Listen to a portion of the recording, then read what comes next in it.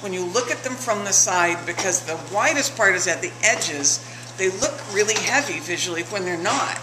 So the one up on the top is actually tapered on either side, so you have the same strength. You have actually more strength in the middle, but visually it looks lighter because it's tapered on the sides. So the first thing you want to do is get some wedged clay. I'm going to actually use this sink here, Kristen. So you want to get some wedged clay. It doesn't have to be a lot. In fact, it shouldn't be a huge amount.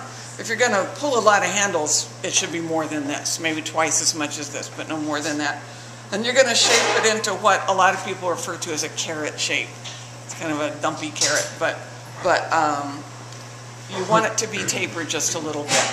And what I'm going to do is keep this wet, and I'm just going to pull it. It has to be wet all the time, so I wet my hand down virtually every single time I do it. And I'm going to pull it with using that shape as a sort of a template. And then every once in a while, I'll turn it 180 degrees and pull it this way for a while. If it gets too sharp on the sides, sometimes I'll sort of round those sides off again. But mostly I'm pulling and flipping and pulling. So let me do this. Just get a trickle of water. You don't need a whole lot of water. And I'm just going to start pulling it. I want to pull it from the top to the bottom every single time. And if I stop in the middle, and I don't want to actually demonstrate that, but I'll get a kink in the middle that you just can't get rid of. So you just need to start over again. If you have an air bubble, you'll get a kink. So again, you just need to cut it off with your fingers and start over again. And I'm just pulling, you know, not hard, but I'm definitely putting some pressure on it. I'm just pulling it so that you can see I'm already getting that sort of almond shape. If it's wider than I want it to be, then I can pull it on the narrow size just a little bit. But again, most of the time I'm pulling it. I'm actually using the knuckle of my thumb to kind of help shape and taper those edges. And I'm just pulling it until I get the length and the thinness that I want. Some people do this by attaching the clay to the thing you want the handle and pulling the handle straight off of that object, the mug or the pitcher. It's a great way to pull a handle. I don't think it's the only way, and I don't do it that way.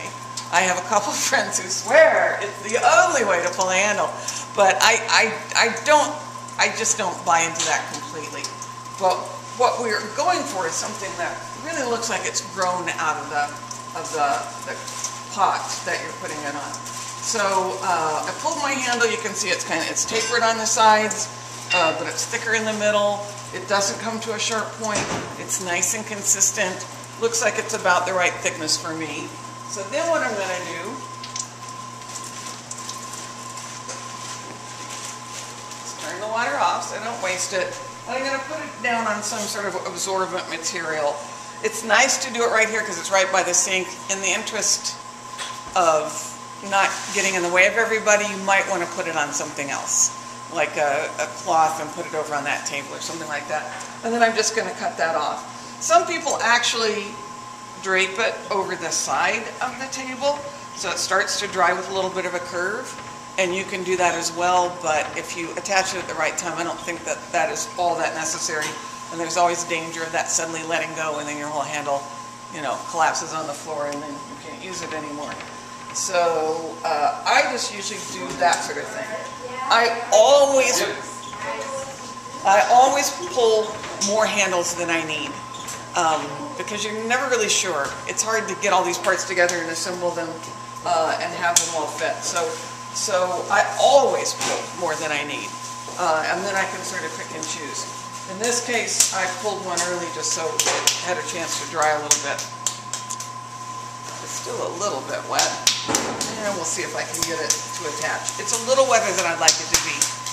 And if this wasn't a demonstration I'm going to get done with quickly, I would probably shoot it with a little bit of hot air, but I think I can make this work. So the first thing I'm going to do is cut. This is where my handle goes. I know it's too long, so I'm just going to cut some of that off. And I'm going to cut the part where I'm going to join it at an angle, like that. I'm going to bevel it at an angle. Then, different people do it different ways, but I'm just going to take my thumb and spread that out So there's a little bit of a clay flange all the way around the edge, and it's a little bit domed right there. What I don't want to do is attach it. If it's concave and I attach it, there's going to be a little air bubble trapped there, and it's going to be a really weak joint. It could even cause it to actually pop off, but mostly it's just going to be a weak joint because there isn't very much attached to the clay. Then, excuse me, Nick, I'll be right back.